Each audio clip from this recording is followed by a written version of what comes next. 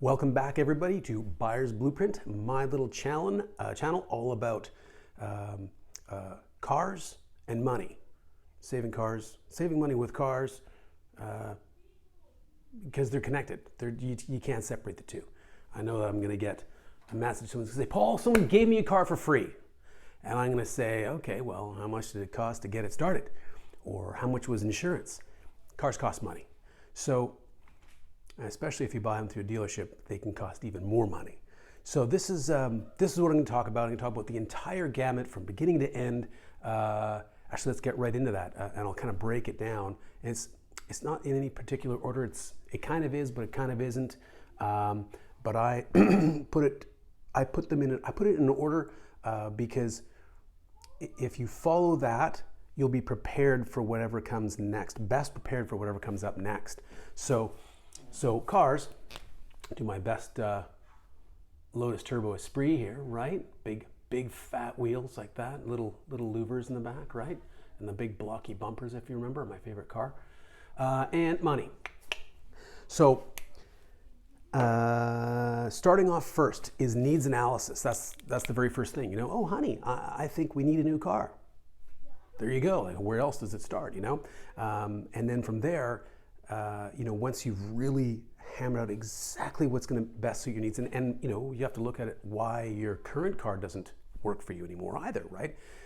Strong needs analysis, very important, and it's actually the basis for the sales process at a dealership, which I'll get into in, really great detail later, but a bit more today, I'll at least call it in my little list of things here. So first one is needs analysis, right?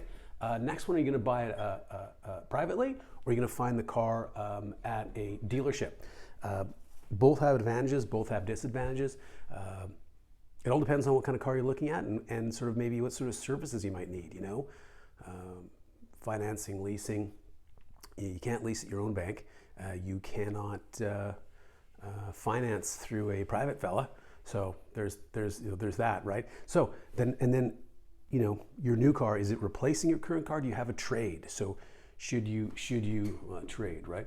So should you take advantage of the tax? I think every province and all but 4 or 5 states have tax paid status for your trade car. So you might want to consider driving over state line if you want to get your tax. You might not be able to, depending on what your driver's license says, right? Your residence. Anyway, I'll get into that later too. So the next thing I think you should really know about is your credit. Understanding credit is the number one way to save the most money long-term in life. Because if you don't know your credit and you go to an less than honest dealership, they'll try to tell you. Like, for example, my Gus story, right? His girlfriend had an 8, wife now, girlfriend at the time, whatever. She had an over 800 score, and they're trying to say, "Oh yeah, the best rate you can get on this car right now is 9%. No, it's not. So anyways, don't leave yourself high and dry for getting taken on that. And the best way for defense of that is knowing what your credit's like, knowing how to read a credit report, knowing what's on it, how your credit is affected by what you do, what you buy, and how you pay it down, and all the different things that report on your credit. So that's the next thing. And then with that said, don't buy a lemon either. So I'm going to get into a little bit of stuff about Carfax so that you can see what it is and what it isn't. I have a neat little section about the 10 things you didn't know about Carfax. Very interesting points in there. And then from there, I think it would be, once you know your credit and once you've seen, you've narrowed down the cars you're after, and you've got, let's say, 1 or 2 or 3 on the, can't hold it through, finish it, 3 that are on the short list, it's time to visit a dealership. So at that point in time, you need to know about what the sales process is and why the dealerships have this very formulated, rigid, structured sales process. And once we dissect that for you, you'll be able to know what's coming. And by sentence, you'll know exactly what stage of the sales process you're in. And anyway, so that's next after that. And then as you go through the sales process, it's very specific reasons for it, and that is because dealerships make money, like I've said before, in 11 different ways on you. So if you're familiar with those things as well, those ways, then as you go through the sales process, you'll know why they say and do certain things, and you can either use it to your advantage or ixnay it, take it or don't kind of thing, and save yourself from getting duped there. And yeah, so I'll leave it at that, because I can talk forever. Ask any one of my friends, any one of my old clients, I talk too much. So, which is good for this, right?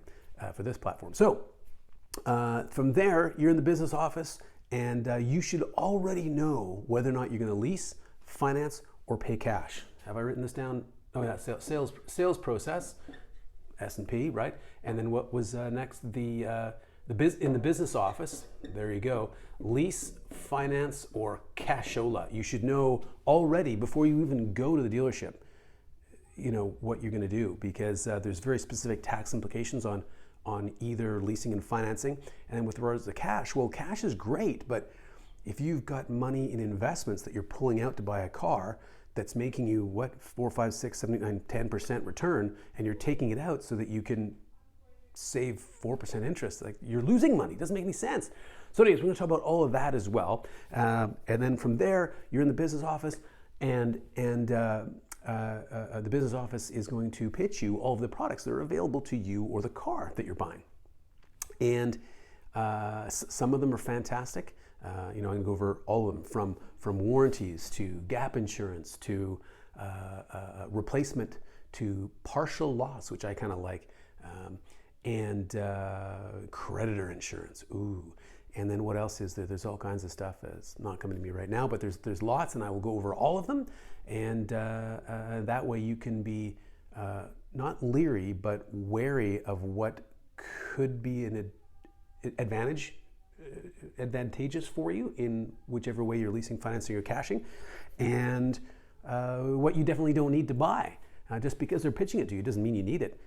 They're only pitching it to you because it can make them a little bit of dough, or a little bit of dough.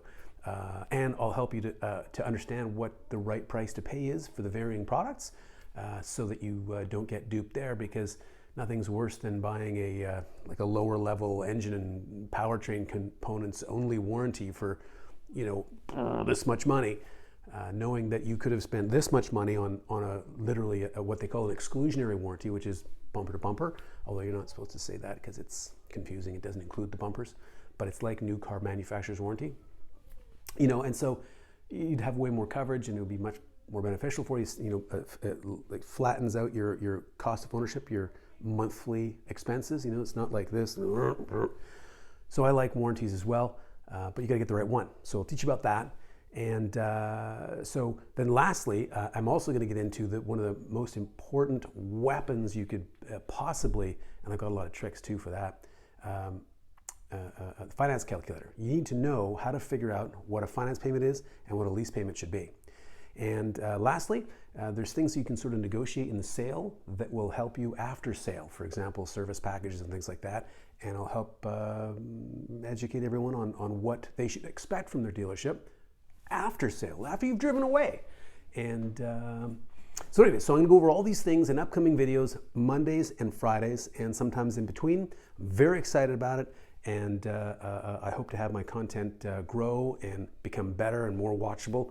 I'm going to try to curb my, not my enthusiasm, but my talking too much. I'm going to try to hone it in, niche it down, and get very specific about all kinds of different, I'm not going to talk broadly. I'm going to take the big subject and I'm going to break it down into little teeny sections so that I can really, because every car buyer is different, every car is different, every customer's financial picture is different with their credit, etc. So long story short, I'm going to get into all kinds of crazy minutia and niche it right down so that I can serve the most amount of people through this YouTube channel. Very excited to have you. Like, subscribe, forward, recommend, whatever you got to do, please, and thank you.